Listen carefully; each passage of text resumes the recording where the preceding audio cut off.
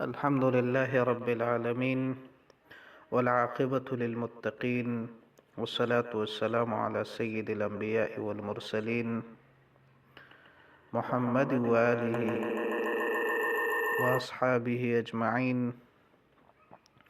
قال الله تبارك وتعالى في كتابه المجيد وفرقانه الحميد: ومن يتق الله يجعل له مخرجا ويرزقه من حيث لا يحتسب. صدق اللہ العظیم. معزز سامعین گرامی، اللہ تعالیٰ نے انسان کو اشرف المخلوقات بنانے کے بعد جو سب سے بڑی نعمت دی ہے وہ ایمان کی نعمت ہے. اور ایمان کے بعد اگر کوئی بندہ اللہ تعالیٰ کے نزدیک اپنا مقام بنانا چاہتا ہے تو اس کے لیے اللہ تعالیٰ کے ہاں معیار جو ہے وہ صرف تقوی ہے. یعنی جو بندہ اللہ تعالیٰ سے جتنا ڈرتا ہے، گناہوں سے جتنا پرہیز کرتا ہے، اللہ تعالیٰ کے نواہی سے جتنا بچتا ہے اور اوامر کو بجا لاتا ہے، اور جو نبی کریم صلی اللہ علیہ وسلم کے ارشادات کو اور جس چیز کا حکم نبی کریم صلی اللہ علیہ وسلم نے دیا ہے اس پر جتنا بھی عمل کرتا ہے، اتنا ہی وہ شخص دنیا میں اللہ کے نزدیک وہ معتبر ہے اور وہ معزز ترین شخص ہے.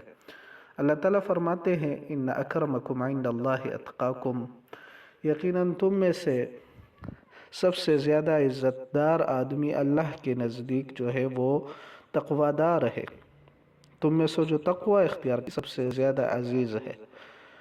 تو معزز سامعین گرامی، اس طرح سے اللہ تعالیٰ نے ایک اور جگہ میں بھی فرمایا ہے کہ یا ایھا الذین آمنوا اتقوا اللہ وقولوا قولا سدیدا.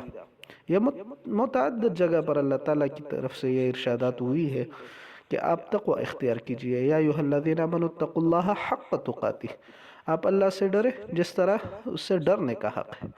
نبی کریم صلی اللہ علیہ وسلم نے ایک حدیث میں فرمایا ہے کہ عجمی کو عربی پر اور عجمی کو عربی پر اس طرح کالے کو سفید پر اور سفید کو کالے پر کوئی فضیلت حاصل نہیں.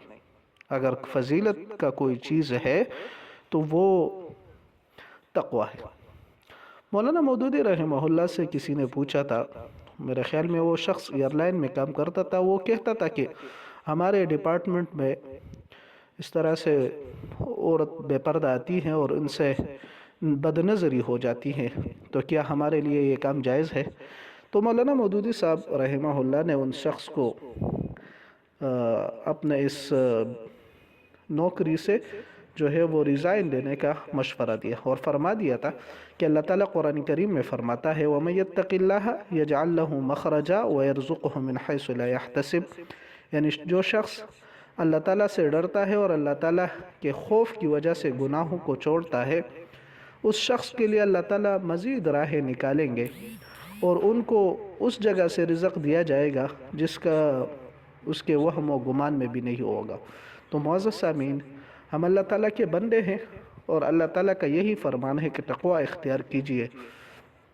تو ہم سب کو چاہیے کہ ہم اللہ تعالیٰ سے ڈریں اور اللہ تعالیٰ نے جتنے احکامات ہمیں دیے اس پر عمل کرے، اور جتنے نواہی ہے یعنی جس کام سے اللہ تعالیٰ نے ہمیں روکا ہے اس سے ہم رک جائے. وما علینا الا البلاغ.